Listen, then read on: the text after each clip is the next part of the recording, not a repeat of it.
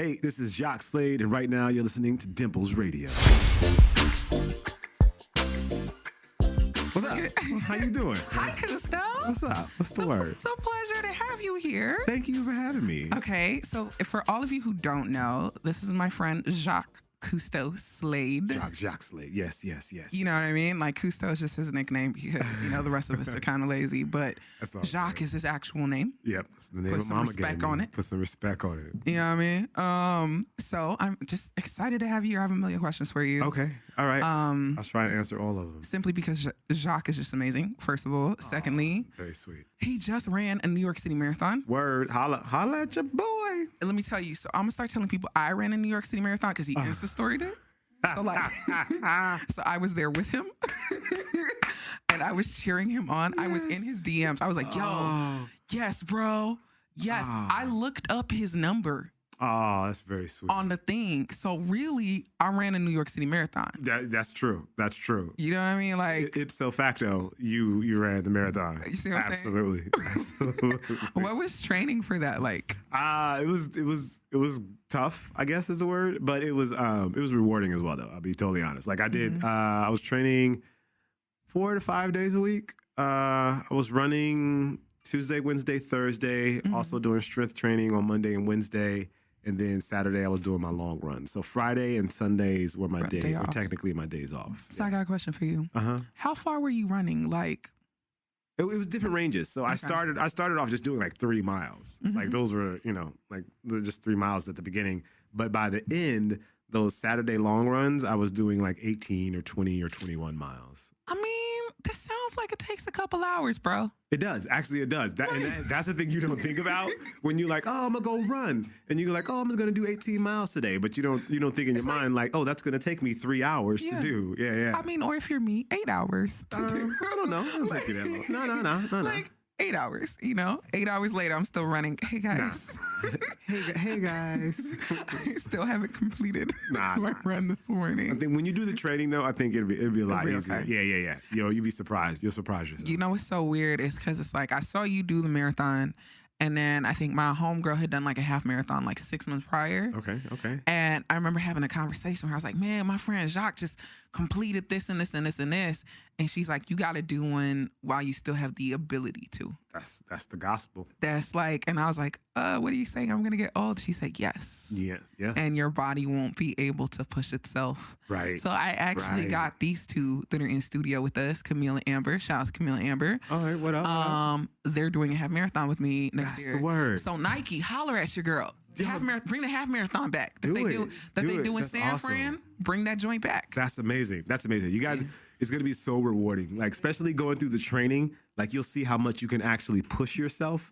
Like, because right now, that face you're making, that one right there, where you put the lips to the side, that one, that face, that's because you haven't gone through the training. But once you go through the training, you'll be like, oh, we got to run 3 miles today, as opposed to the 13 for the marathon. And you'll be like 3. Then you'll be like, that ain't even running. That ain't even running. That's light work. That's light work for real. Like I was in Portland, and I did 6 miles. Like I didn't have time to really run. I was supposed to do 12, and I did 6. And I really was just like, I really don't even feel like I ran today. Like, and you'll get there, but it's the training, because it's all mental. It's all mental. It's just like all the stuff that you guys are doing now, like working these cameras and you producing your own radio show. Yeah. Like you never thought like, oh, I will be able to do that. But once you were doing it, was like, oh, this is easy. So now somebody tell you to do that, you don't even think twice. You're like, oh yeah, boom, boom, boom. Okay, we're rocking. But before then, you were just like, oh, you want me to be your camera? You want me to do all that? Okay. Yeah. How about you hire somebody that knows how to do that for you, and I'll cheer you on from the side. Go. We gonna check the numbers. Right. Like, yeah, I'll help. I'll make sure. Yeah. I'll click. How about that? 100%. So my question is, after all of that running, what was your first meal? My first meal. What did I get? I got a hamburger and fries. Hamburger and fries from, we stayed at the Parker Meridian, and they have this hamburger spot inside the Parker Meridian, and it's supposedly the best hamburger in New York City. Yeah. And it's really kind of looks kind of shady, because like in the Parker Meridian, you go into the lobby and there's like these just big giant curtains, and at the end of the curtain there's a restaurant inside of there, but you don't really see it. apparently the story is that the hamburger spot didn't want to move when they bought the building, or they had they OG. Yeah. And so they were just like, well, you just have to build around us, and they literally built around them. But it's supposed to be the best hamburger spot in all of New York. So I had a hamburger and fries, and then I went right back to sleep. Okay, you didn't do no Epsom salt bath? No. I was so like I was just literally so tired, and Could my body was the hurting. Next day? Yeah. No, I was fine the next day, but that day, that day though, it was terrible. That day it was terrible. But then, again, it all goes to the training. That day was terrible. Like after I finished the marathon, like I walked. They had these bags with like food to kind of like replenish you, and I just took like 4 bags, and I was just like going inside the bags, eating the apples because I was like so hungry and my body needed to be replenished. And then I just like sat on the side and just like laid there for like 5 minutes just to let my body kind of recuperate. Then I got up and went over to the tent, and then at the tent it was like the sweat was starting to make me cold, and so I was like cold, and I was like shivering, and they put a blanket on me. That's why they put that foil stuff on you? Yeah, that's why they put that foil stuff on you. It'll keep you warm. Yeah. So I was being ignorant, and I was like, I don't need the foil. I'm from LA. I mean, it's not like you a turkey or whatever. Right, whatever. My bad. I know now. Right. I know now. Right. You be like, next give me that damn foil. Next time you being foil like.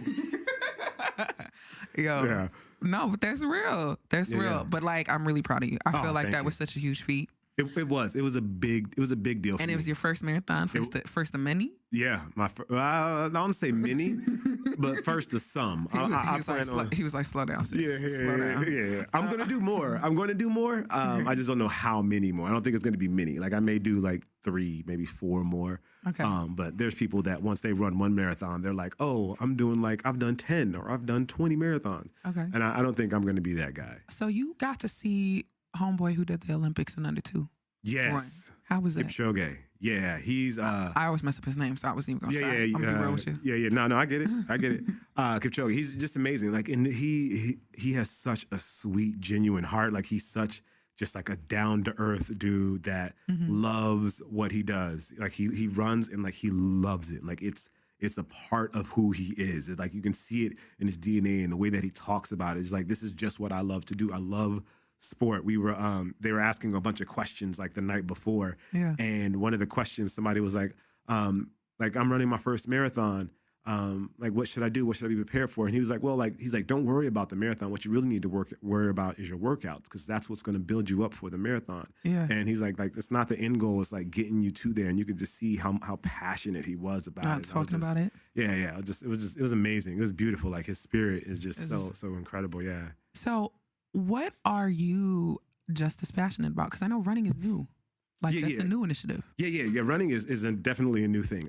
It's literally December 16th. Because you were a hooper. Yeah. No, I still play ball. I still play ball. Still play golf. Like you a basketball player. Yeah. Like, absolutely. Come on, you me. Yeah. I mean, you may not be a center. Right. But, right. No, but you got a little hops. Yeah. Okay. So I just literally tweeted out that I wanted to run a marathon, and that's how that happened. So I mean, the passionate for me, I think, is more about taking advantage of the position that I'm in and helping other people. So like that's where the passion lies for me. Like I've been blessed, like immensely blessed. I feel like what I'm doing, it's a privilege for me to be able to do what I'm able to do. And as a Christian, it's been embedded in me and something that I wholeheartedly believe in, that I'm blessed to be a blessing to somebody else. Amen. And so for me, my passion is being able to take what I do and instill that knowledge or instill that experience or provide opportunity for someone behind me. Amen. Yeah. All right. That was a word, Okay. But, okay, so in giving back, what do you feel is one of your favorite charitable causes? Something that's really big for me is just my church and just in general. Mm-hmm. And then obviously the Boys and Girls Club. I grew up in the Boys and Girls Club in Pacoima. Yeah. Not Pacoima. Mine was, I think it's technically the Boys and Girls Club of San Fernando Valley, but it's in Pacoima. So I grew up there. That's where I learned to play basketball. That's like the first time I really got to travel, because I was playing basketball with them, and like I got to have lifelong friends that I've made there, and that's where like the older guys went to go play basketball. So like that place always holds a special place in my heart for me. It's so weird because it's like I was in the Boys and Girls Club in Phoenix, Arizona, and I remember they had just opened up a Costco, right? So Costco comes to the Boys and Girls Club and is like, hey, we're a brand new store, And what we're going to do is we're going to give every boy and girl a $100 gift card to Costco to buy what they want in Costco. Oh, that's lit. Now, I'm Nigerian. Uh-huh. Okay. I took this $100 gift card home. I was like, Mom, got $100. We got $100. My mom was like, oh, this is great. I did not see that $100 At all. At all. You don't even know what she bought. I don't even know. I really have no idea what was bought with it. Mm-hmm. Can't tell you. Nope. But thanks Costco. Yeah, shout out to Costco. My mom definitely enjoyed the gift card. But her response was like, but I feed you. Right. Right. Like, and what's your... You're right. Right. You're right. Yeah. So and you can't say anything. You'd be like, oh. I'm not even going to question that because you sure... Like, I get it. That's what moms do. I mean? That's what moms do. I appreciate it. Yeah, shout out to moms. So, Thanksgiving's on Thursday. Yeah. Right? By the time this episode airs, it'll be the following Monday. Okay. Because, that's just how we set up. All right. Shout out to Dash, all of that jazz. Dash. Yeah. Okay. Sorry. What was your favorite Thanksgiving meal? Just one meal? What's your favorite dish? Like... Well, is everything an answer? No. I need to know, are you a pumpkin pie bro? So here's the thing. Okay. So I like to eat food. Okay. Like a lot of food. So for me, there's really no picking because you have to get the turkey and the gravy, but if you get turkey and the gravy, you got to get the dressing. Mm-hmm. And if you get the dressing, you obviously have to have... I appreciate that you call it dressing and not stuffing. Well, there's two. There's stuffing, which is inside the turkey, and then there's dressing, which they make separately. Is that the difference? That's the way I've always... Really? I swear I was having this debate today. Oh, yeah. I think stuffing is what's inside the turkey, and the dressing is just like the... They told me people who don't season their food call it stuffing. Oh, that's hilarious. And people who do season their food call it dressing. Wow. I was never aware of that definition of it. But that could be it. So yeah, I like dressing or stuffing, depending on where it came from. With gravy, then obviously you have to get the mashed potatoes. Right. And the mashed potatoes just aren't good without the corn stuffing, pudding, the sweet corn stuff. I don't know if your family make the cornbread pudding, cornbread stuffing thing. I eat Jell-O rice on Thanksgiving. Okay, so. see? And then there's that. and then obviously you have to have greens with the hot sauce, and then you can't have the greens without the green beans. Because you have to have vegetables. Right, you have can't to just have be vegetables. all So starches. you have to get the green beans, and then you have the cranberry sauce. You got to slice it up a little bit, and you kind of eat that with the turkey. I have a question. Why is cranberry sauce like a solid? I think that's just that one thing. I don't know. It's more like Jell-O. I wouldn't say a solid. It's Jell-O. It's gelatinous. Okay. That's what it is. So we eating Jell-O and we calling it sauce? Yeah, it's cranberry Jell-O. Cranberry sauce cello. Crancello. Cranello. Okay. Yeah, all that. All of that. Okay. All of that. Mm-hmm. All of that. Mm-hmm. All of that. Do you see I have a fake New York accent? Same. Sometimes really? I'll be like, yeah, for no, son. But yeah. I'm and from, then people are like, where are you from? I'm like, Arizona. Yeah, I'm like, where are you from? Like, the Valley. Pacoima. They'd be like, where's Pacoima? And I'm like, it's in LA. It's in yeah. Mad, but it's good. Hey, no worries. I'm Brooklyn in my heart. I know. I swear I'm from LA. Let me go somewhere else. They'd be like, where are you from? LA. Oh, really? Mm-hmm, absolutely. Because if I say Pacoima now in this room, all three of y'all gonna be like, wait, Pomona? No, Pacoima. No. I know where. You know how I even know where it is? Because in deciding to move to Los Angeles, I looked at a map. And I was just like, let me figure out how far away everywhere is from Los Angeles. You know what I mean? Yeah. So from downtown. So North Hollywood, where I reside, is 25 minutes. Right. But Pacoima, North Hills, Woodland Hills, all those other valley-ish areas. Yeah. It's looking like an hour. Yep. And absolutely. I'm like, the way my life is set up. The way my gas bill work. Yeah, my gas tank don't. I just, unless I'm buying a home. Right. But even then, I don't know. That home start appreciating. You'd be like, look, I'm trying to buy a home in Inglewood. I'm going to be real with you. Okay. All right. Because they're building a stadium over there. That's a good place. And I feel like in 2019 or 2020, I'm going to start Airbnb-ing my soon-to-be home. As you should. In Inglewood. And I'm going to just come up. Just come up on the Airbnb. Bills. Yeah. Hey. It's going to be my 7th stream of income. Because, ain't nothing wrong us with millionaires have to... diversify. And conquer. That's what I'm saying. Do you have Bitcoin? I do have Bitcoin. I have Bitcoin, and I have Ethereum, and I have Litecoin as well. Do Oh, really? I do. When did you make that investment, if you don't mind me being all up in your business? This year, when I came back from South by Southwest, I met a Bitcoin millionaire. Okay. And he was like, "Do you know about this?" And we were like at dinner, and I was like, "No." Like, explain to me, and explain to me what Bitcoin was, explain to me what Ethereum was, and explain to me what Litecoin was. And he was like, "Yeah, just put a little bit of money in it." And as I'm sure you know, considering you asked me that question, it's exploded over the last 6 months. So it's crazy. Yeah, it's insane. I never knew. You know what the weird thing is? Because it works in ebbs and flows just like the stock market. Yep. Right? So around holidays, people start withdrawing, the price will go down. And I'm like, that's great. Because if I wanted to buy additional coins, that's the time for me to do it. Right. Right? Because right after the holidays, when y'all realize, oh my gosh, this is worth something, we gonna be back. The price The price is gonna go back up. Yep, it's up right now. I think it's. I didn't check today, but it was doing pretty well for the last couple of days, especially Ethereum. Ethereum is up way a lot. Ethereum, look, let me tell you, that was such a come up. I think I bought Ethereum when it was like $35. Oh really? Yeah, you got it right before I did. I got in at like 40. Yeah, and you got $35, and then like look at it now, and I'm like, whew. Whole lot. I'm gonna buy Mama Apple Watch. Right. Mama, you got a Series 3 coming, Mama. Right. That's what it is. Oh my goodness. So what is the most? Because you've been very blessed. Yeah, absolutely. With everything. So what is the most outlandish gift you've bought somebody? The most outlandish gift I've bought somebody? Not for you, but for somebody else. You're like, I had to really just go and get this for someone. Probably, I guess technically a house. Who you buy a house for? Wifey? Yeah. Okay. Yeah. That's cute. Explain the setup.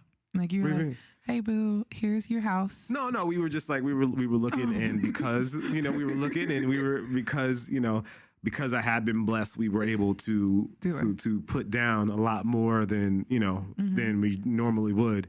And it was all because of what I've been doing. But yeah.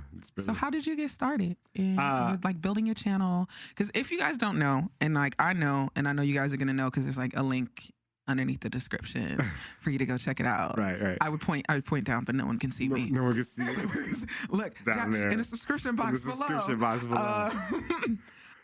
Jacques has this amazing YouTube channel in which he has garnered some well-deserved notoriety from his insightful take as it relates to sneakers, urban lifestyle culture, and just overall like wellness. Thank you. Well, that was a good description. Yeah, it was very well. You guys take me on the road with you, bro. I'm saying, I need you everywhere. I'm like the best hype woman ever. Absolutely. Like, yes. Yeah, okay. That's better than I would have done. I'd have been like, yeah, I make videos on the internet.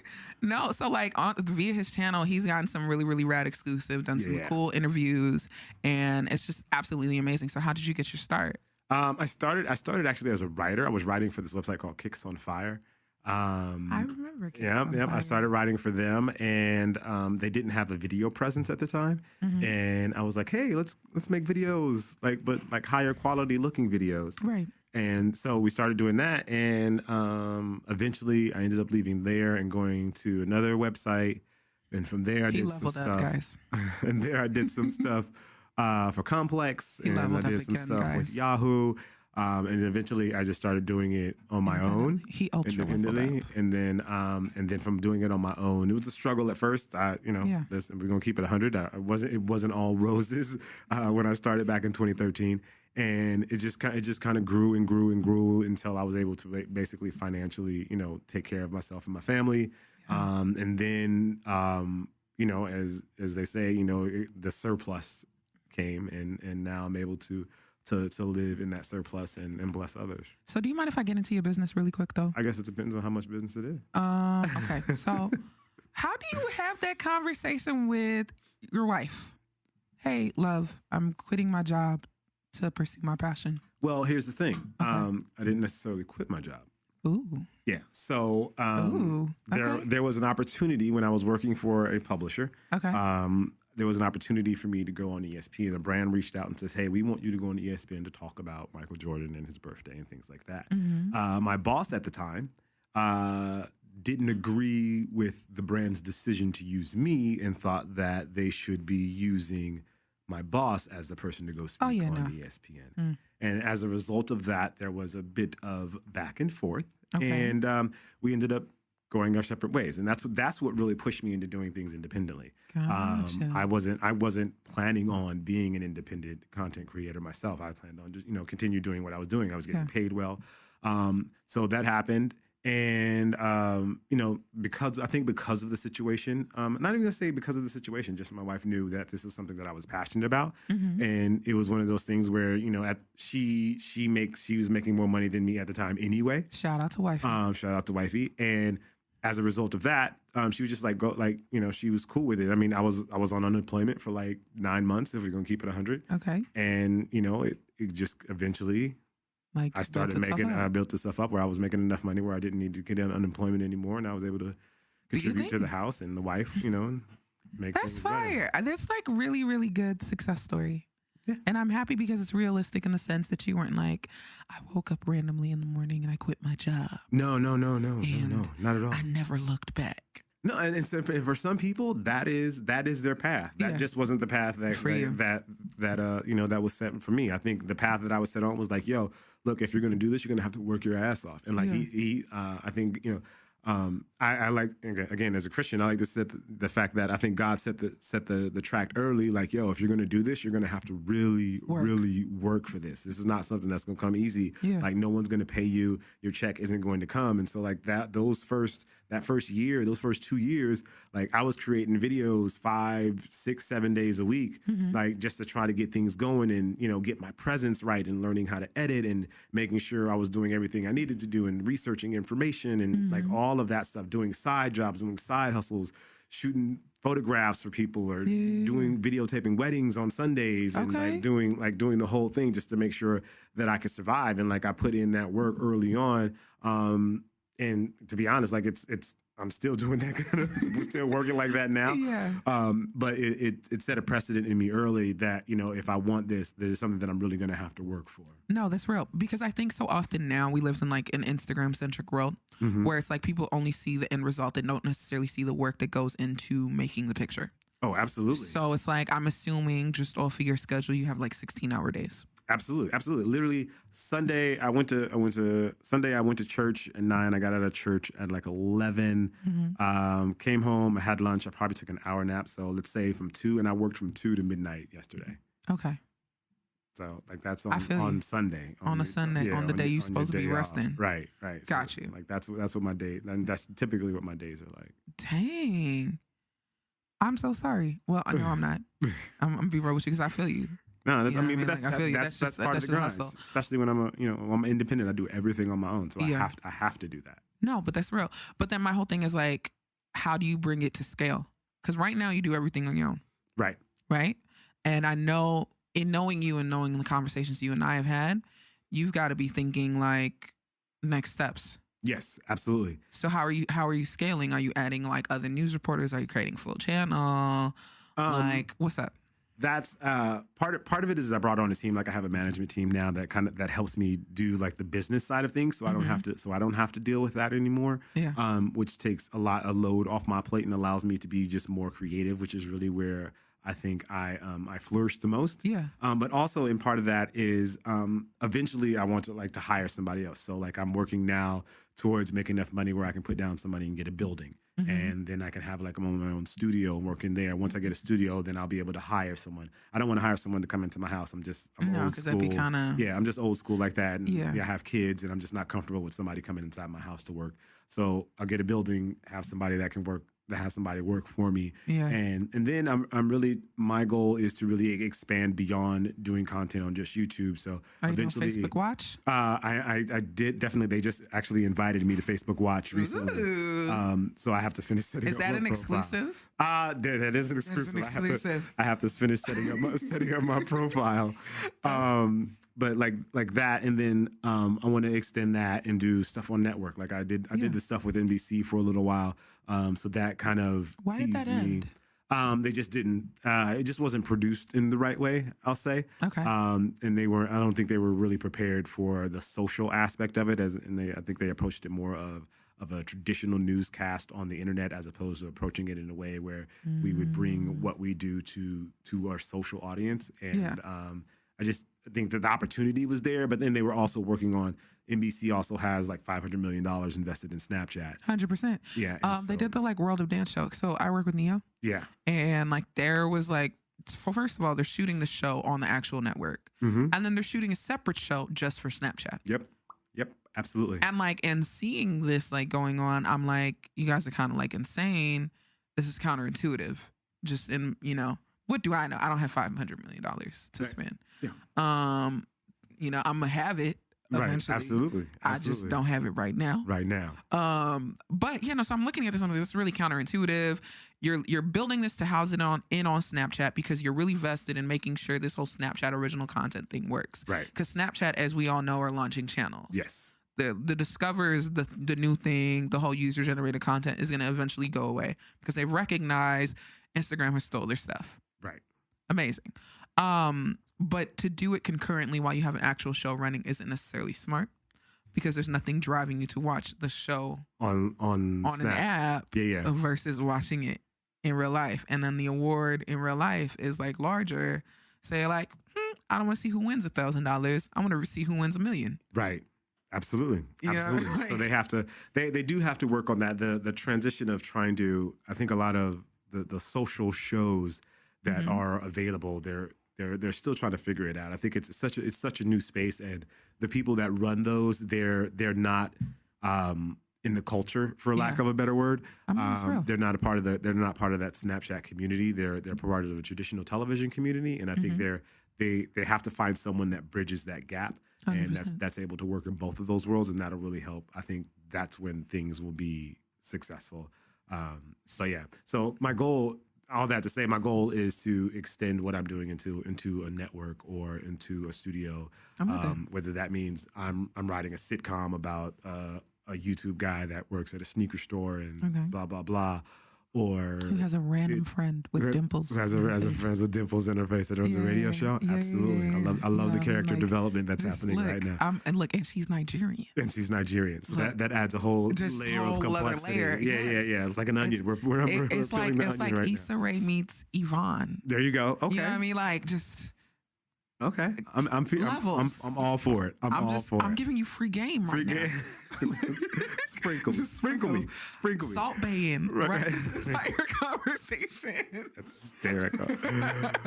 But yeah, so like that, those are kind of my goals where I want to maintain my presence on YouTube, but also extend it into doing sitcoms, doing television, doing like guest star appearances and stuff like that. I think that. Is gonna be like my next wave. Like for 2018, like that's the focus. Is like, hey, how do I become a guest star on a TV show? How do I get a role? I think you're already there. I think in like 2 weeks you're gonna call me and be like, so you know how we were talking about this? I'm totally gonna be on This Is Us next week. That's like, the goal. Just randomly. I'm with it. I think you're already there. Random fact: did you know that YouTube is not profitable? I did not know that YouTube is not profitable. How did you not know that? I did not know that, and I've talked to a lot of people. Yeah, YouTube operates in the red. Oh, they don't make money. I can see that they spend a lot of money on original content programming. They don't know what they want to be, so that's another. I mean, it's that, and then it's like it's the whole premise of when you have a really good idea, but you never think about how to make money with it. Yeah. So I'll give you the example of Twitter. Right? Twitter was a solution to the issue where it was like, hey, people blog and write these really, really long, drawn out MySpace bulletin boards, and it's really annoying. How do we take these long Facebook statuses with no limit? How do we make this shorter? So it's like, we're going to make this micro blogging site, because that was the original tagline, Twitter for micro bloggers. Right? And we're going to make this micro blogging site, and we're going to use this arbitrary 140 characters, and you're just going to have to fit your thoughts within. There was no threads, there were no pictures, there were no video. It was literally, how do we make you condense your thought into this limited space to where it's palatable? They never thought about making money. So like today, they're like 3 months away from being the next SoundCloud that's kind of like broke, which is wild because they're so massive, and you're like, how can you be this big and fail? Same shit with YouTube. They never thought about like the monetary dividends from it. Yeah. So it's like, here you have all these influencers who use your platforms in order to monetize and create and build businesses and audiences and all of that. But you kind of operate in the red. Their saving grace is that they're owned by Google. They're owned by Google. So you're never going to lose. Right. You just yourself are just not worth a lot of money. And that's where like stuff like YouTube Red comes along, and they're doing their original content, and they're trying to find a way. Mm-hmm. They're trying to find a way to be a studio, but they're also but they don't realize that by becoming a studio, they lose the essence of what built them, which was the everyday man and the everyday person in the bedroom making content. So they've got to find a way to make those, to merge the two. Yeah, to merge the two to make it. And I think that'll be my whole thing is, would you be that guy if they were like, hey, Jacques, we want you to come fix us? Come and fix us? Fix the YouTube issue. No, I'm not that guy. You're not that guy? I'm not that guy. Why don't you think you're that guy? I think I'm not the business. That business is not, I guess, my area of expertise. Like I've been in feedback sessions with them and given them my thoughts and opinions on how I think they can fix things. But there are a lot of really incredible. Yeah, they do, and they do. They really listen to the consumer. They really listen to their audience. There's some really smart people at YouTube. No, for sure. I mean, just some people over there. incredibly brilliant people. But at the same time, they don't have a lot of people that are using the platform, are watching the platform. When it's your job, you always look at it through a different set of glasses and through a different lens, and so. It's tough. It's tough for them because they have a lot of great ideas, but implementing them and keeping the creator community happy and keeping your audience happy and keeping Papa Google happy, like all those things kind of combined make it very difficult. You know what the weirdest thing is? In all of this, Google is still not cool.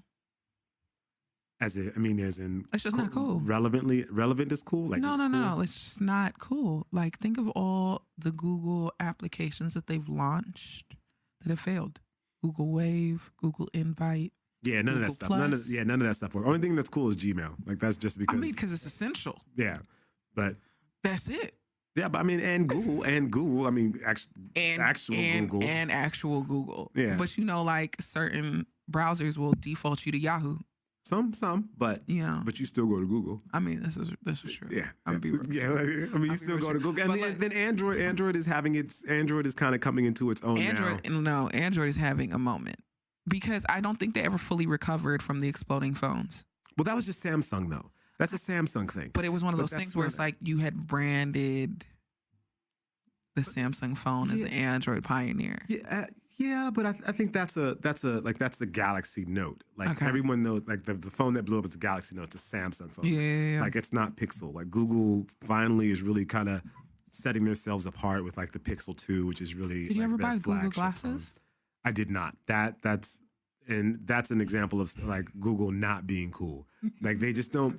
Like they didn't get it. They tried it. And that's, they had young Guru walking around New York City in Google glasses, and I still didn't buy it. Wow. And I love Guru. Yeah, like Guru's the man, but still they don't. That's the thing that I think separates Apple from Google. Apple is always so sexy. Cool. Even Google isn't sexy. Google is the basics. It gives you the basics, and it does the basics really well. Where Apple will give you the basics. It'll give you a cake, but it'll put like a little bit of icing on it. It'll put buttercream on it. Yeah, it'll put buttercream. There you go. Yeah, it'll give you buttercream. It'll fatten you up. Yeah. Whereas Google is like, here are the basics. Here's some eggs. The carrot cake. Yeah, here's a carrot cake. Here's some eggs and some milk and some flour. And no frosting. Yeah, no frosting. But you can make your own. Right. But they're learning though. They're getting better. Like the Pixel 2 is a step in that direction. The Google Home is a step in that direction. The camera on the Pixel 2 is nice. Yeah, the camera on the Pixel 2 is amazing. Like it's really good. You know what I feel like Google needs to do? They just need to make their version of the MacBook. Well, I mean, they have the Chromebook, and that's the thing. Like Chromebook's not sexy though. I think it would be. I think what people are trying to jump too far ahead, and that's part of the issue. Like that's the issue that I have with the headphone thing. Yeah, I think people are trying to jump too far ahead. Like, oh, this is where the world is now, or this is where the world's going to be in 2 or 3 years. But I don't think people are going to be there right now. Yeah, like the Chromebook is it's powerful, it's great, it has a beautiful screen, it does some amazing things, but it's based on the internet, and as connected as we are to the internet, we're not totally dependent. We're not reliant. We're on not everything. reliant on the internet fully, and I think that's where they want this world to be. Just like everyone doesn't have wireless earbuds, and Apple and Samsung and Google and all these people are like, oh, well, let's just take away the headphone jack. They're trying to.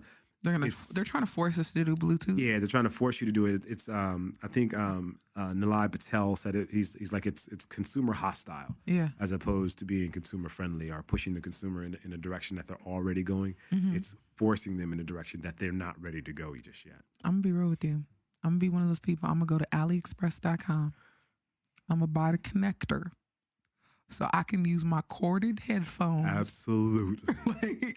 And charge my phone at the same time. Because the other thing, your car. What am I supposed to do in the car? Yeah, the aux cord in the car is the prize. Like you get in the car, you get whoever gets the aux cord. Look, but then I'm also gonna be very honest with you here. I still have a CD player in my car. Okay. I don't have an aux cord. I'll be listening to radio, and not even satellite radio. I'll be listening to radio with commercials. Oh. Because I'll be like, you know what? This is what 2006 feels like, because that's when my car was made. So, okay. I just feel like you got to keep it very retro. There's a moment of nostalgia with you. You know what I mean? Like you enter the time. car, you teleport back to 2006. Okay. I'm mad at that. When Jagged Edge was still a thing. Okay. All right. Outkast hadn't broken up yet. Right. Let's not say that they're broken up. Let's just say they're on an extended hiatus. No. It was a breakup. No, because we were owed another album via Columbia that we never got. It's a hiatus. But they're back now. We haven't received it yet. Andre's doing interviews. Mm-hmm. And Big Boy released 4 solo albums. Yeah. So where's our final Outkast album? Give them time. Because you owe us one. And they could be in the position now where they feel like people are going to expect something amazing from them. Of course we expect something amazing. And so it may be hard for them to feel like they're living up to that expectation. 100%. You know what was wrong? Speaking about expectations in music, right? You know what was wrong with Dr. Dre's, what was the name of that album? Chronic, 2000? Compton? The album that never came out. The Compton album? The one for the movie? Detox. You know what the problem was with Detox? Because Dre finished Detox. Detox, there's like 4 versions of Detox. I'm sure there is. Completely. Like just chilling. People have heard it. They're like, yeah, no, Detox is cold. But you know what the problem with it was? He didn't put it out. It could have been the greatest album we've ever heard, but we will never know. Never know. Because we never got to consume it. Instead, he shelved it and created Compton, which oddly enough was not that good. Yeah, it was okay. That's what I'm saying. Like, it was a soundtrack album. I could go watch the movie straight out of Compton, but I'm not going to live with this album. Yeah, everybody wants Detox, but I doubt we ever get it. We'll never get it. Knowing Dr. Dre, we'll never get it. But we can hope. We can hope. We can pray. We're a lot closer to an Andre 3000 album than a Detox album, and we're not sure. close. I'm not sure I'm ready for an Andre 3000 album. Why? I just don't want to be disappointed. I don't want to be Really? disappointed. I'm such an Andre stan. Me too. I just. How do you feel about? It's kind of like if Lauryn Hill dropped a new album today. Would you want it? No. Because it's not going to live up to Miseducation. Nothing is ever going to live up to Miseducation. I think if she would have did something right away, right after she did another album, I wouldn't feel that way as strongly about Miseducation. But because I've lived with Miseducation for so long, there's like all those years are wrapped up in Miseducation now, as opposed to being like, oh, Miseducation was dope for like a year and now something else comes out. Now I've lived with Miseducation for what, 15 years, 10 years, however long it's been. Yeah. I'm going to be very real with you. I listen to Miseducation so much. In my head, I thought I had like a kid. Named Zion. You were talking to Zion. I had a kid named Zion. And I was just like, the joy in my world. Right. You know what I mean? Like, I just, I thought I was Lauren's Sister Act. I'm not going to lie to you. That was my movie. I'm not mad at that. You know what I mean? Like, I was singing like I knew how. I sing because like I was like vocals. No. That's the opposite of vocals. Yeah. But like I love Miseducation. Like my favorite song is Nothing Even Matters. Like that song just. Oh, that's such a sexy song. It just resonates in my heart. It is. It's in the spirit. Yeah. I'm be very with you. That's the only album I actually know from start to finish. Really? I don't know any other album in this world, and I'm terrible with lyrics. But the fact that I could remember all of those. I remember. Oh God, there's so many albums. There's so from start to finish. Oh my goodness, no, I don't. I'm terrible. You know what it is? Because it's like I'm a distracted consumer. I'm that person you want to market to know if a commercial works. Got it. As an attention grabber. Because I'm never paying attention. Not actively. I'm listening, you know. I'm an only child, so I'm always listening to something in some capacity. But I may not be directly listening to you. Got it. So like whenever I'm one of those people, I watch TV, right? But as I'm watching TV, I'm like working. So the TV's like in the background. So I'm like, oh, let me write up this proposal. And then randomly you hear me like, they stole my man. I'm like, ooh, that was so classless. And I go right back like, nothing happened. Yeah. I can't do that. Why? I have to like, I can do Twitter and TV at the same time. Yeah. But I can't do like work and TV at the same time. Because I think your work is audio based because you have to be able to hear that's the probably video. True too. That's right? probably true. Yeah. So a lot of my stuff is either, if not graphic, or it's like proposal or marketing strategy based. So it's like I'm watching multiple things at once. I have YouTube videos on one screen, TV in the background, playing Spotify, and then I'm like writing out a proposal. And like people will walk into a room like, girl, you got a lot going on. And I'm like, yeah, no. What do you need? Like, I can hear you too. Like, we're fine. Like, what's going on? What do you need? Like, what's up? Yeah, see, I can't. Maybe that's just because a lot of the work I do is audio based. Yeah. So like, I can't even turn the TV on. Like, I'll turn it on to mute it, but then I'm like, what's the point of even having the TV on? That would drive me crazy. I end up just cutting the TV off because I'm just like, I can't hear anything. Because then I end up turning it on and then I can't work. Yeah. So I'm just like listening to TV and I'm like, what? Do you be watching Love and Hip Hop? I don't. So I don't watch any of those sort of shows. I don't watch any of them. I don't watch. Do you watch Scandal? Atlanta. I don't watch Scandal. You don't watch How to Get Away with Murder? I don't watch How to Get Away with Murder. With Viola Davis? I don't. The Academy Award winner? I watched the first season of that. Okay. And that was it. That was it. Okay. But, yeah, no, you ain't missing that. I'm really, be real with you. If you watch the first season, you good. That's it. That's all you need to see. You got the gist. Yeah. I only watch like sci-fi shows. Do you watch Law and Order? I don't watch Law and Order. Oh my God. Law and Order. If I never had to watch or hear doom ever again, I'd be like, oh my God. And I feel like it's on every channel. That's the thing. Listen, people pray for the success of a David Wolf. Let me tell you, on every channel, you got 8 different versions. You got CSI, SVU. What's the other one? Criminal Minds. It's on every channel, dog. It's on every channel. Every channel. And he's getting checks. His great grandkids will never have to look at a school book. Yeah.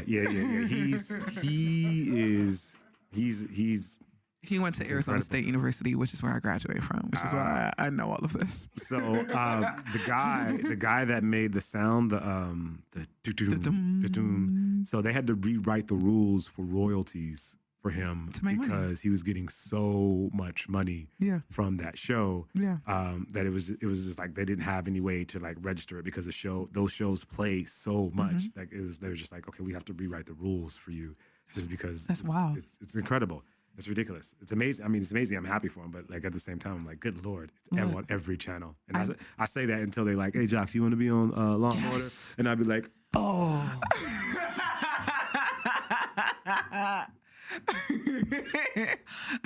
Mariska Hargitay will walk up on him like, so what happened here? Stabler. Yeah. And I'd be tweeting like, y'all see Law and Order. Y'all see Law and Order tonight? Yeah. Law and Order tonight. Talking all this nonsense. I'm waiting for Dick to call me. Look, call Jacques, man. Right? Call him. Man. We can get press photos right now. Put me on. We get press photos right now. That's hilarious. Yeah, no, I'm totally with it. I could totally see you doing that too. Right. That's the kind of stuff that I want to do. Like I don't know if I necessarily want to be like the lead in the sitcom, but I want to be able to do like those guest star spots where I do something like that. I go on Blackish and I'm a teacher on Blackish, or on a college professor on Scandal, or a store owner. You have to watch Scandal first. Yeah, well, I watched the first season. Or the. I mean, you ain't really missing the guy. On Big Bang Theory or something like that. I'm trying to do all that. All of that. We're from New York now. Absolutely. If we've decided. Word. We've decided. Word up, son. All that. So I have a question. What's your go-to guilty pleasure? Because you don't do reality shows. I don't do reality shows. Right. I think technically it's probably YouTube. I watch a lot of YouTube videos. I feel like that you're still kind of at work. You know? It is, and that's probably more of my nature. Like I get really addicted to like learning and being better at what I do. So I watch a lot of YouTube, like more of a kind of a research, but also like for ideas and like so like I kind of mix my work. That's something I need to work on is separating so I have like that time away, but. Something I'm still working on. I feel like you should go like they have this spot. It's called the Happy Place. It actually just started last week, and they have a ball pit for adults.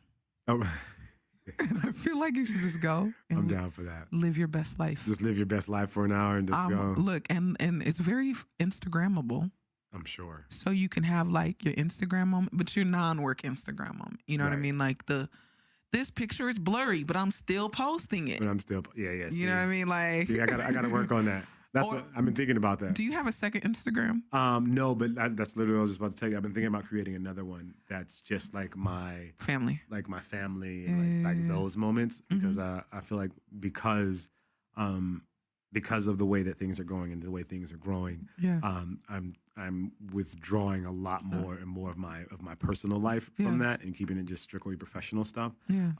But then at the same time, I feel like I don't have anywhere for those personal moments to live. You know, for like my friends, they all post like, you know, we at the club, or we over here chilling, and like I don't have any of those moments, and so I'm going to create my own. I think I'm going to create like my personal one. You know, it's so weird. I was telling him because in a grand scheme of like influencer accounts, I'm not an influencer. You could tell like I work in the music industry in some capacity, whatever, right? Absolutely. But you're like, I don't really know what she does, but it's okay. I'm still rock out, right? Right. Somebody walked up on my mom. Keep in mind, my mom lives in a different state. Oh. Right? She doesn't live in California. She lives in a different state. And I think I'd posted pictures of my mom on Instagram like maybe a couple months back. It was just like hashtag Mama Dimplez, whatever. Just something cute, you know. They found my mom at Walmart. And they were talking to her about me. And my mom called me. She's like, I met your friend. That's hilarious. And I was like, who's my friend, Mom? And she's like, she follows you on Instagram. And I was like, Mom, for the love of God, please don't speak to anybody you don't know. Yeah, don't talk to them no more. Like, please don't. Did you let them follow you home? Like, yeah, you know, it was just one of those things because they were talking to my mom about my Instagram, and my mom's thinking this is somebody who knows me. Yeah. But it wasn't until like a further discussion I was like, Mom, I have no idea who this is. Then my mom was like, so I was talking to a stranger. Like, what? Yeah. Yes, Mom, you were talking to a stranger who doesn't know me, but knew you from your picture. Yep. And that's the reality of it. And that's why I've started more like and more separating that, just because I don't want that to happen. I'm not my mom's friend on Facebook. I told her I can't be a friend. Yeah. So what I did on Facebook is I didn't add anybody that I don't know on Facebook. Yeah. Like, so if you're on my Facebook page, my personal Facebook page, like I personally know you. That's dope. Yeah. That's super dope. So that's how mine is too. Except at one point, I think there was a hack on Facebook where you can see not necessarily the person's page, but who their friends are. Oh. Whether or not you were friends with them. So like when the thing with like my mom happened, I unfriended my mom. My mom's like, I'm not your friend. I'm like, I know. Like, you have my phone number. Call me. Right. Right. Mom, just call me. You gave birth to me. But Facebook. What's up? But Facebook. I can't tag you on Facebook. So we do this whole thing where like I'll take a picture. If I post it on Instagram, I'll send it to her like before I post it. So I'm like, Mom, you got the exclusive. And she's like, oh, you should post this on Instagram. You should post this on Instagram. She's just really excited about it. That's awesome. But yeah, no, I definitely get the whole separation of the family thing, especially when we work in internet in some capacity. Yeah. 100% recommend. Yeah, when you're in the entertainment business, you just gotta break separate that. But not only until you get like, I feel like until you get like Diddy famous. Yeah, you can hire security for everybody. Right. You know what I mean? Like, you're not going near Diddy's family. Right. Until you John you're not going by Beyonce. Yeah. Until you're that big, Julius gonna get you first. Yeah. Until you like world celebrity kind of big, then Yeah. then I think it's okay. But as of right now, where you're in that place where it's like, you know, somebody could roll up to the crib and you're like, Yeah, no. That was the thing. It was not a pleasant conversation. She was like, well, why would they, you know, and then having to explain to like a 60-year-old woman, like people on the internet are too comfortable with themselves and they assume that they know you. Yep.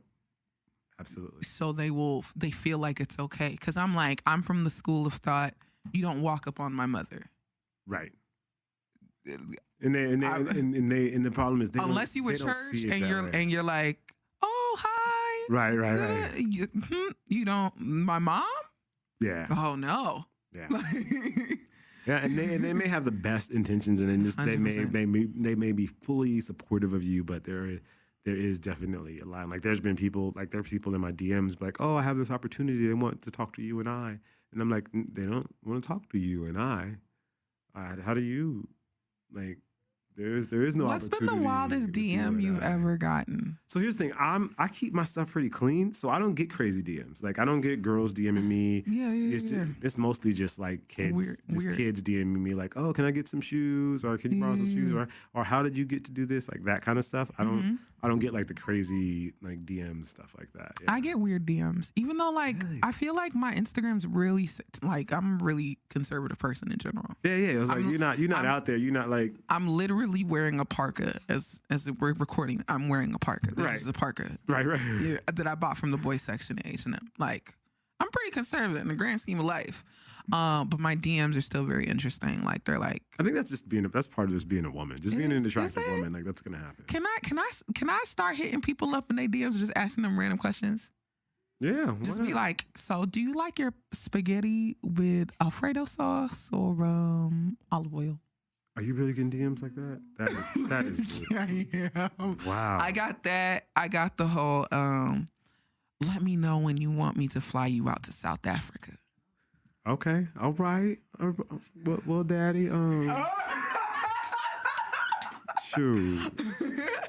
What was the other one that I got today? Well, one of them was like, you're cute. You can hit me up whenever. Oh. And there's another one. Hold on. I'm actually reading it to you because I was just like, I was absolutely dying. I think I'm going to try that one. Yeah, it was just like, I'm going to try that one. You're cute. You can hit me up whenever. Listen, first of all, Kustoo's wife, you listening? I am vehemently against this. I am not encouraging this behavior. She planted the seed. I am not encouraging this behavior. I do not co-sign this action. She planted and watered the seed. I will beat up whoever slides back into his DMs after he has slid into theirs first. We will fight it out together, girl. I got your back. I love that. I love it. Yeah, no. And these are all like one of those, the requests where like you don't follow them. Yeah. So they don't know you read it. But this one I thought was very interesting. He said, hi, it would be a pleasure of mine to send you some oysters because oysters are an aphrodisiac. And I would love to get your feedback and thoughts. Please send me your address. Okay. Like, I gotta think, like, this is making me rethink my whole DM gang. Yeah. Like, my whole DM gang is nowhere, like... Yeah, nowhere near. Like, I'm not ready. Like, if I was single, I'd DM a girl and she'd be like, look, you gotta try harder than this, boo-boo. Cause this here, hi, how you doing? That don't, But I feel like those are the DMs that work though. It's like a hey, hey, hey, big head. No. Like the people who respond appropriately to stuff. Like, you know what I mean? Like if I post something on Insta story and it's like a question and I'm like, red shoe or yellow shoe? And they're like, actually, you know what? Neither shoe matches with your outfit. That's an appropriate answer. Right. I will speak to you off of that because you're not coming at me with no nonsense. Right. Okay. But sending me oysters? So you gotta like deflect. You gotta deflect is what you're telling me in the DMs. So, okay. And be like, oh, okay. Oh no, that you probably should have dyed it a darker red. I think that'd probably went better with your skin, but you do you, boo boo. And then wait for her to hit me back and be like, oh yeah, you know what? I do like that color a little bit. And then I'll be like, okay, want me to buy you oysters? Look, let me tell you. Since we've been in this interview, I got one DM. It goes, "Hi, beautiful. Where do I know you from? If not, I would like to get to know you. Kissyface." Oh, see, if without the kissy face, that might have been okay. That might no, that's too forward. I feel like that was just too much. That's too forward. Is that weird? If someone calls you beautiful, that's too much. No. It wasn't even about the calling me beautiful thing. Let me just tell you, and this just sounds so strange, but like I work on the internet. So like my day job is digital marketing, right. And then my nighttime job is internet crap, right? And then I have a radio show, right? So in all of that. One thing that I don't want to do is meet a man on the internet. Like, why? Because I'm like, that's the same reason I don't do the Tinders or the eHarmonies, whatever. I would like to meet you in real life. You know how my parents met? Let me tell you. Because we're going to talk about black love right quick. Black love. So, I'm Nigerian. Both my parents are Nigerian, right? So my dad is at the airport in London. It's called Heathrow. Right? He's leaving to go back to Nigeria, right? Okay. My mom is flying in from Nigeria into Heathrow. Okay. My mom was like, her mother told her, it was her first time in London, her mother told her, hey, if you get lost, don't ask any white people for directions.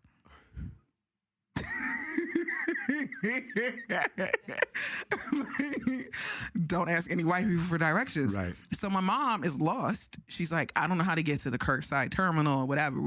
Right. Here's this black man. Hey, my mother told me not to ask white people for directions. Can you please help me? The guy, my dad, is like, I'm Nigerian too. Obviously hearing the accent. Right. Of course, I got you. Right. Well, this isn't the exact verbiage that they use. Just full disclosure. I'm modernizing the shit. Right. Modernize it all the way. Right. So my dad, helps my mom go to the curb. He misses his flight going back to Nigeria. Oh, okay. I see what happened here. He makes sure my mom gets to her cousin's house safe. He goes back to the airport, hops on the flight to Nigeria, and then 3 months later, when my mom was back in Nigeria, they went out for the first date. Oh, he put in the work. He put in that work. Yeah. When she came up, he was like, okay, got it. This is it. First of all, my mom is bad. This is it. She's like me, but 30 years older. He was like, this is the one. Yeah. He's like, oh yeah. But that's it, and that's the thing that every married man I know, and you might be able to prove me wrong. I don't know. It really just depends. When you met your wife, did you know she was the one? I didn't know then, no. But when did you know? After we were dating. Okay. Yeah. I think you're like the only guy who said that. Every other man has been like, honestly, when I look back at date one, yeah, I knew. So we were in different. When I first met my wife, she was married. Ooh. Yeah. So when I first met her, she was. Oh yeah. So she wasn't show one yet. Yeah. She wasn't. No, that's okay. So that's different. It wasn't even an option. That wasn't. No, you wasn't supposed to be one yet. Yeah. 100%. I get it. Yeah. So you the exception. You're the exception to the rule. Yeah. All right. Anyway, so before we go, okay. I just have to know, what is the number one song that you're playing in your iPod right now? The number one song? Does it still show the song you've played the most in here? I mean, it depends. Are you using Apple Music or Spotify? I'm using Apple Music. Uh-oh. Oh, wow. Yes. I'm just judging. You know what it is? I refuse to use Apple Music because I was like, Apple just has too much in my life already. Well, obviously between Apple and Gmail, I feel like, Apple and Google, they have our entire lives. Yeah. I don't know where to find what I've been listening to the most. But what's your jam? Right now I've been listening to Crit. Okay. I've been listening to Crit a lot. But what I'm really listening to is Daniel Caesar. Love Daniel Caesar. I think I'm like the president of the Daniel Caesar fan club right now. I feel like you got to get in line. I don't know. So yeah, between like best part and blessings. Blessings is amazing. Yeah, like those are like I'll run to those. Like I'll do like 6 or 7 miles and I'll just put the album on. I like how he's still low key bragging on my life when it comes to running. I wasn't. Yeah, I wasn't. It was a humble brag. It was like, I just still casually just run 6 or 7 miles listening to Daniel Caesar. Yeah.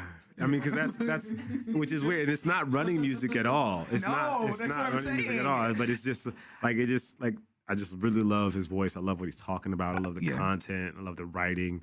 The music sounds great. It's just, I'm an aggressive runner. I still run to Last Train to Paris or Yeezus. Okay. So yeah. So like I'll mix it up. Like I'll run a podcast. Like I was running How do you run a podcast? Just listening. I mean, because I think when you run, once you start running the longer miles, it's not you don't need the motivation as much anymore, and you start thinking about random things, and like I think that's where the podcast come in. Kind of, it's more of just like getting engrossed in the conversation, and you're listening, and then you're just running, and you almost forget like how far you're going because you're so engrossed in the conversation. Like I listen to Radio Lab a lot, which is public radio. And like it's just a very well produced podcast. They have sound effects and it's like super researched. They have like journalists and they do interviews with people and they tell these like really deep stories. And it just like you just get engrossed in it and you're just like running along, and then every once in a while the Nike app will chime in and be like 3.4 miles. Pace 9 minutes, and then you just like keep going. God, 9 minute mile.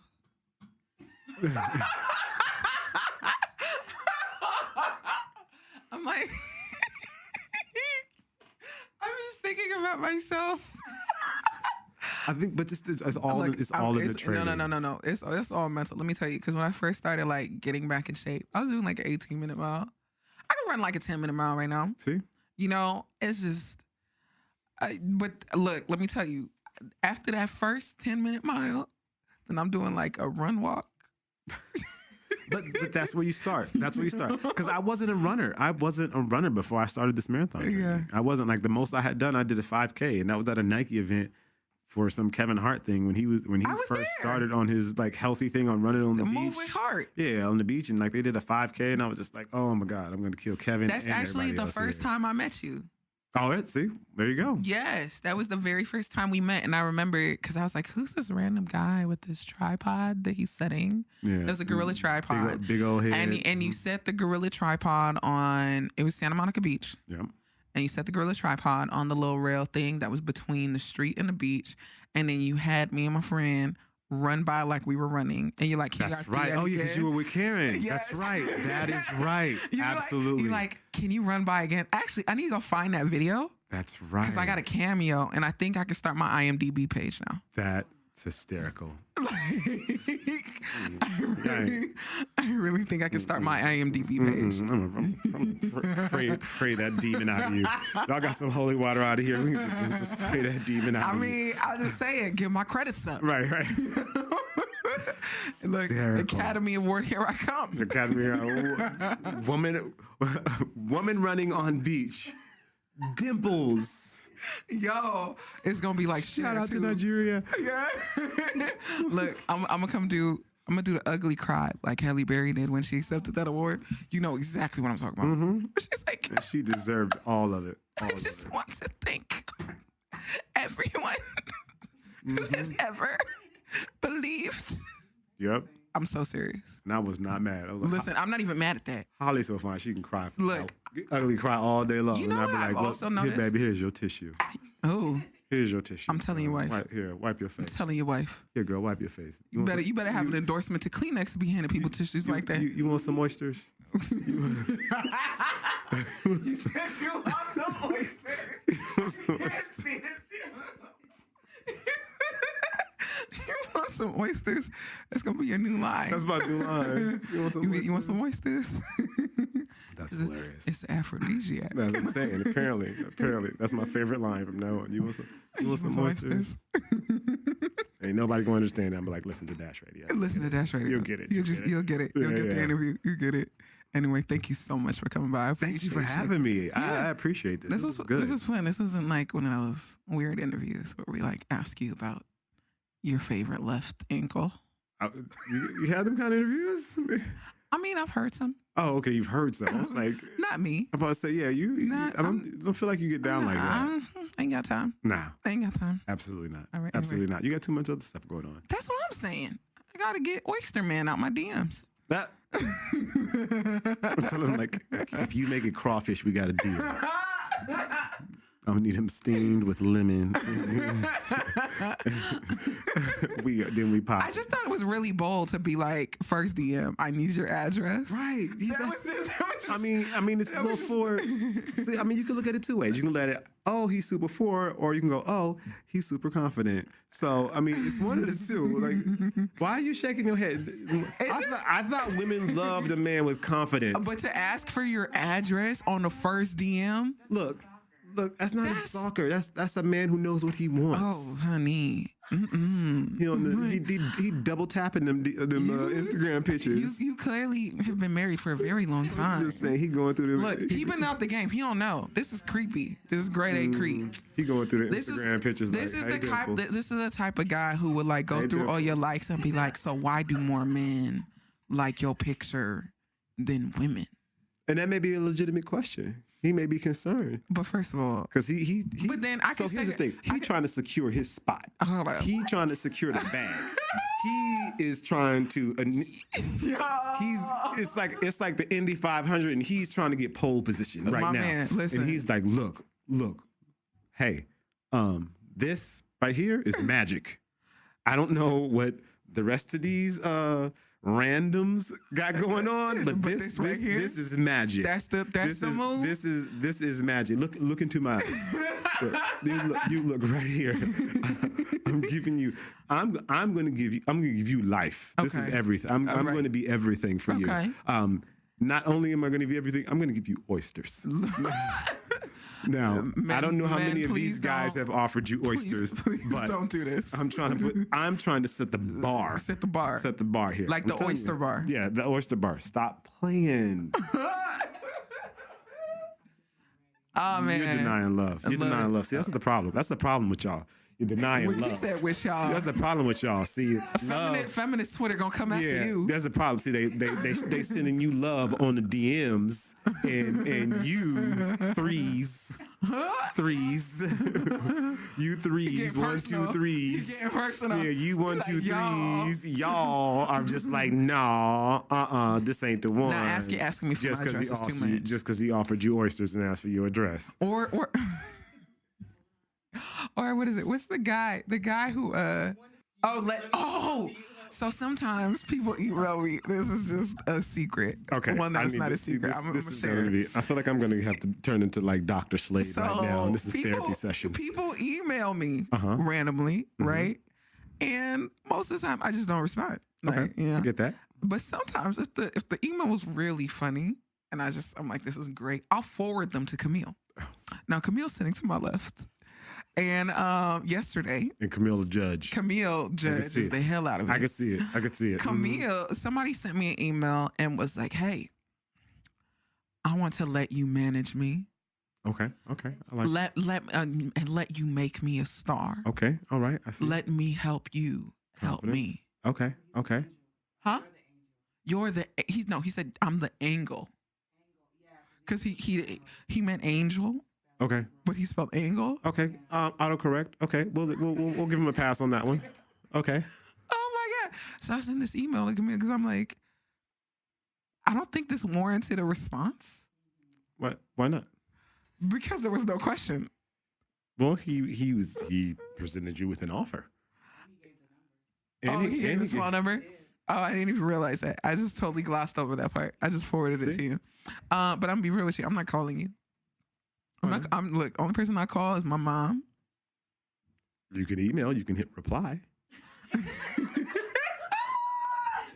I can't. See, I don't understand, Dimple. I don't understand. So here is an artist. Oh my God.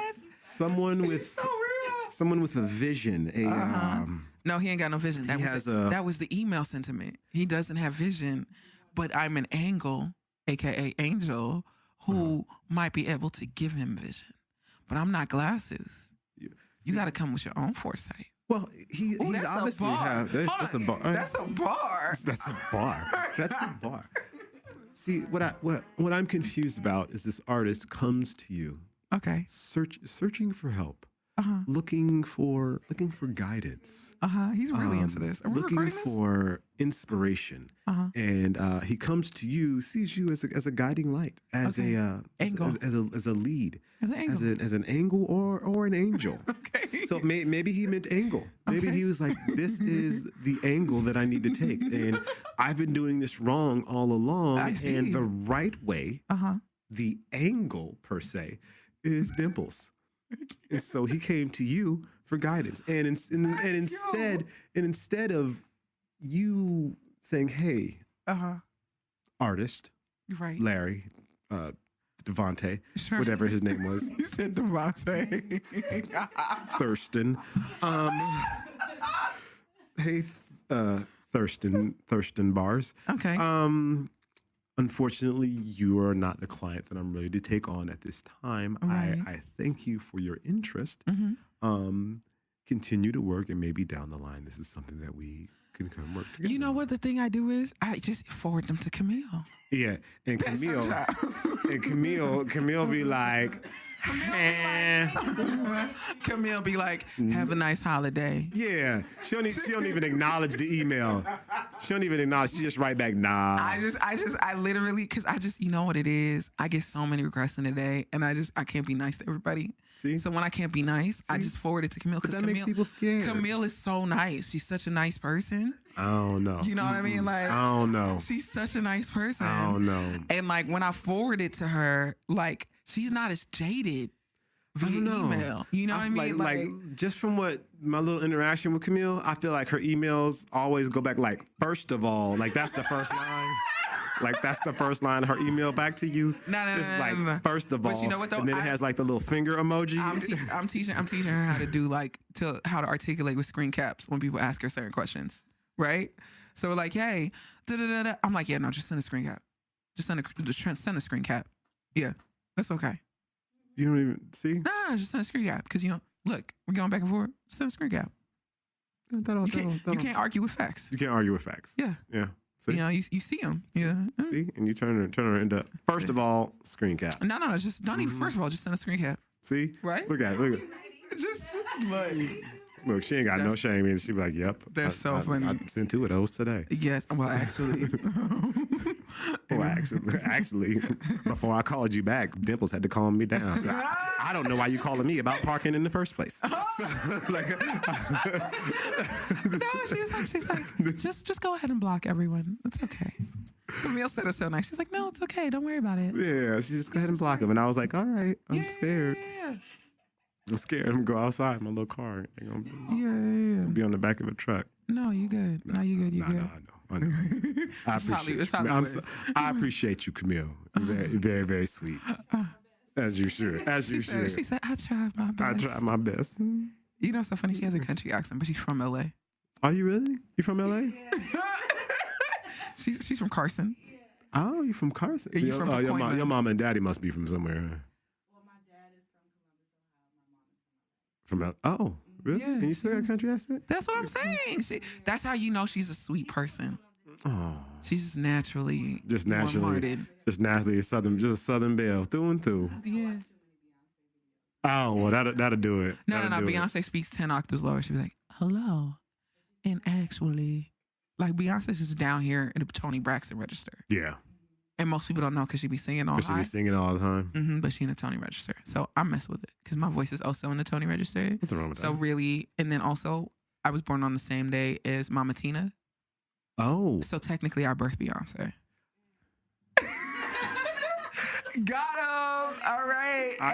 I was trying to do the math. I was like, and the 7 carried it because Beyonce really 42. Right, She acting like she 33. Nah. Then you carry the 7. She's really 42, and then she tells people she's 37. What? Huh? Beyonce. What happened? No, she's really 42, but she like tells people she's 37. Who said that? We'll talk off record, Kustoo. I already know. He's like, I don't want to have to come after me. No, we'll talk. I don't know what you're talking about. All right. Anyway, thank you for so much for coming. Thank you for having me. I enjoyed my time on Dimplez Radio. I appreciate it.